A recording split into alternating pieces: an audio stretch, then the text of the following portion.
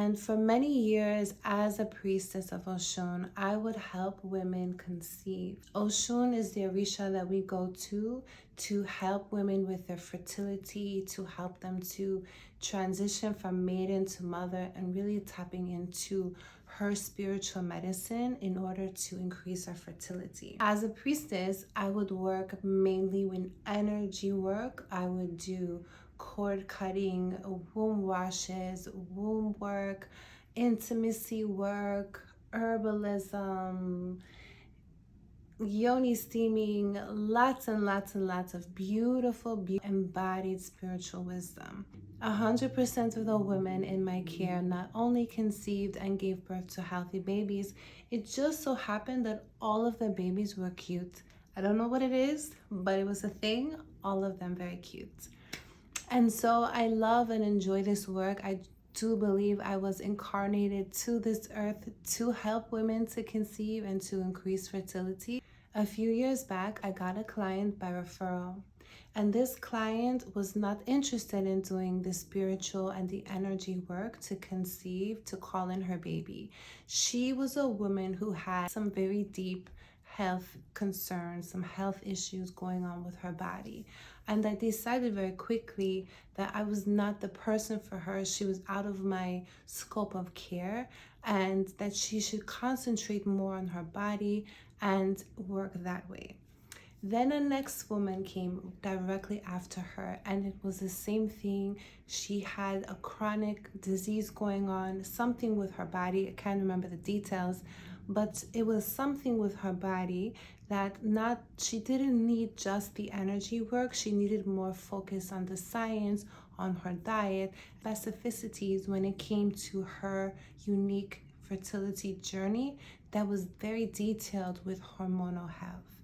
And so again, I had to tell her she was out of my scope of care and I wasn't the right fit for her. But something about that bothered me. Normally, if someone comes into my world and we decide that I'm not their person, I don't take it personally because I'm definitely not for everyone. But something about these two women and the fact that it was back to back, it really bothered me. And I had to sit with that uncomfortability for a while. And the conclusion I came to is that I wanted to help them. I wanted to know, what do you do when you have a woman who comes to you with PCOS or endometriosis? What is the science behind these conditions? And so I put myself in a very robust, very in-depth program, which I have been in for the last 2 years. This program was in-depth as fuck, and I'm so happy I did it. And I learned a tremendous amount about the science of the body, the science behind our reproduction, the science and the deeper knowledge behind the woman's unique hormonal makeup.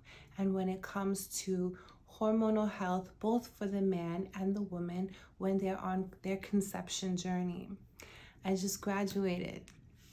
And so coming here to share with you and to let you know that if you are calling in a baby in 2026, or you know someone who was calling in a baby in 2026, and they're interested in being deeply supported, deeply guided on this journey, and they're interested in learning their own body, learning their unique hormonal symphony, learning about their vitality and the unique needs of their body to support them on their fertility journey, but also have the energy work, the embodiment, the dances, the intimacy partner work, and all of the juiciness in between to bring to life their conception journey and to be deeply held and deeply supported in both the science and the spirit of conception, of calling in a baby.